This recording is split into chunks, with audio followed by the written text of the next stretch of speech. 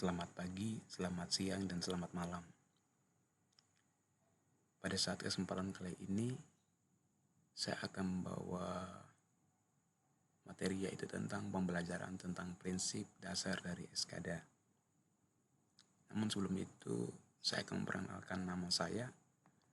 Nama saya Freddy Wagarekwa dan NIM saya 194102000033. Oke, tanpa menunggu lama, mari kita langsung membahasnya. Yang pertama, kita akan memulai dengan istilah dari SKADA itu sendiri.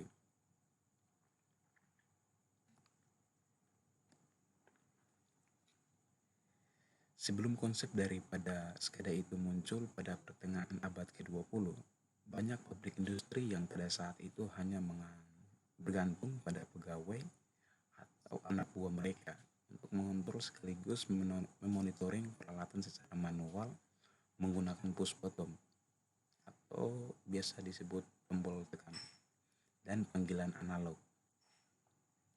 Seiring berkembangnya atau mempesat pabrik industri dengan tingkat kesulitan yang sangat kompleks, organisasi industri mulai menerapkan atau memakai relay dan timer untuk memberikan beberapa tingkat kontrol pengawasan tanpa harus mengirim orang atau pegawai ke lokasi terpencil untuk berinteraksi dengan setiap perangkat yang ada di sana. Namun sayangnya penerapan relay dan timer hanya bisa memecahkan masalah dengan menyediakan fungsionalitas otomatisasi terbatas. Relay dan penyatuan timer. Relay dan pengatur timers sulit untuk dikonfigurasi.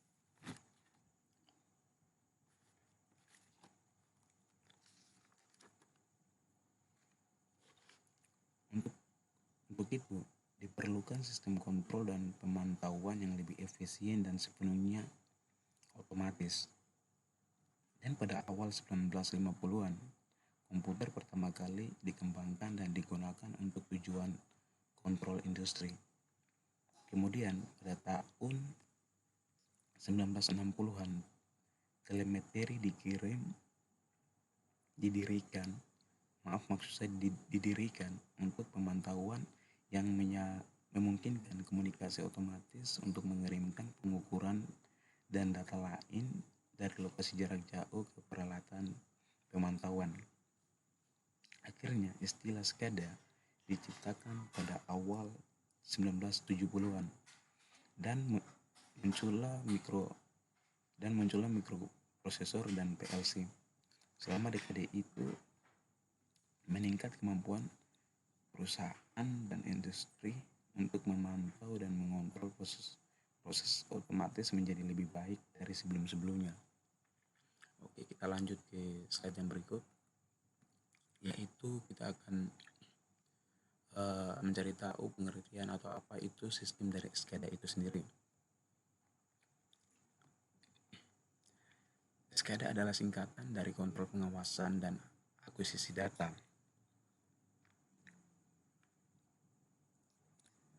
SCADA juga adalah sistem kontrol pusat yang terdiri dari antarmuka jaringan pengontrol, input ataupun output, peralatan komunikasi, dan perangkat lunak. Sebagian besar tindakan kontrol dilakukan secara otomatis oleh RTU atau PLC.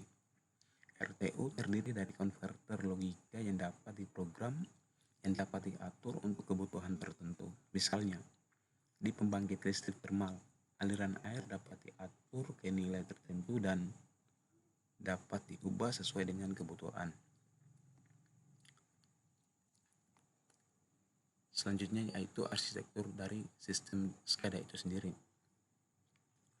Secara umum, sistem SCADA merupakan sistem terpusat yang memonitor dan mengontrol seluruh area.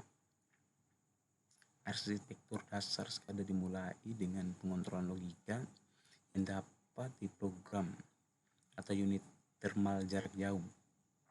PLC dan RTU adalah mikrokomputer yang berkomunikasi dengan berbagai objek seperti mesin pabrik atau singkatan dari HMI atau biasa disebut sebagai Human Machine Interface atau antarmuka pengguna, sensor dan perangkat akhir, dan kemudian merutenya informasi dari objek tersebut ke komputer dengan perangkat lunak SCADA.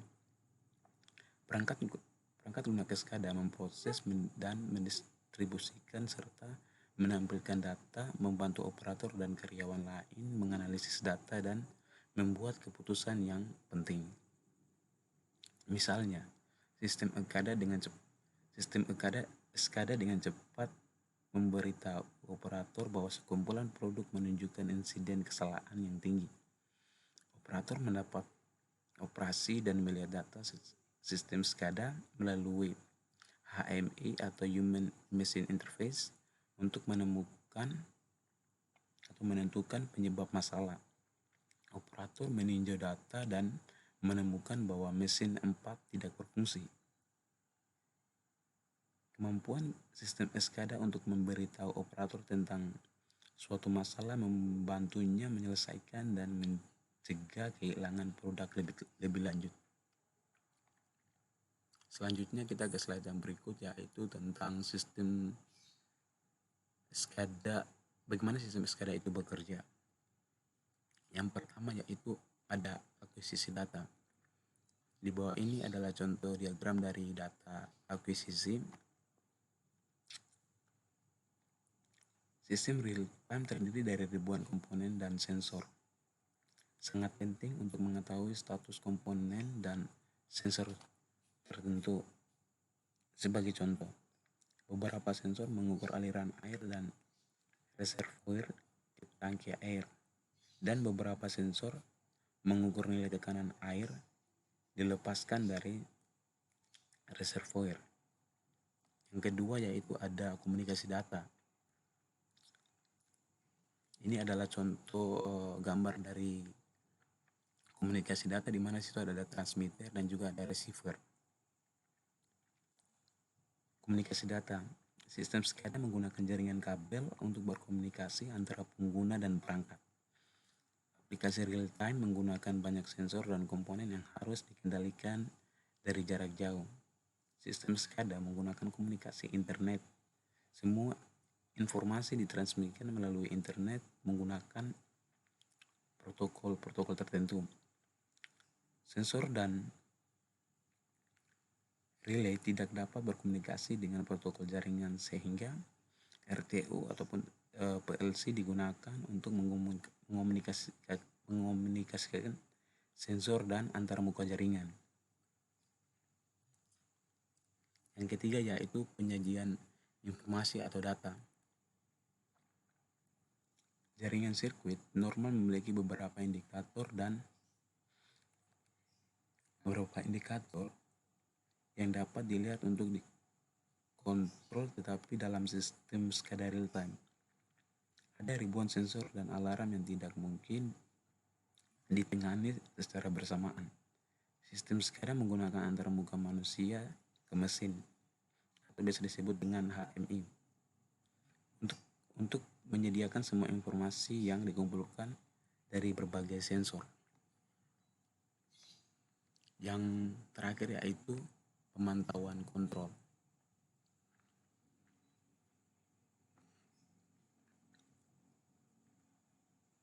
Nah, kita akan kembali lagi melihat bahwa siapa yang sebenarnya menggunakan SCADA itu sendiri. Tidak lain bukan siapa, yaitu adalah perusahaan atau industri. Nah, seperti apa perusahaan atau industri yang menggunakan SCADA itu? Yang pertama di sini yaitu adalah industri atau perusahaan yang mengembangkan atau mengelola energi, dan juga yaitu adalah makanan dan minuman, manufaktur, minyak dan gas, air bersih dan air limbah, dan lain-lain.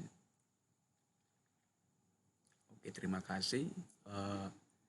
Inilah sekian presentasi dari saya. Apabila ada salah kata ataupun ada kebisingan, mohon maaf. Terima kasih.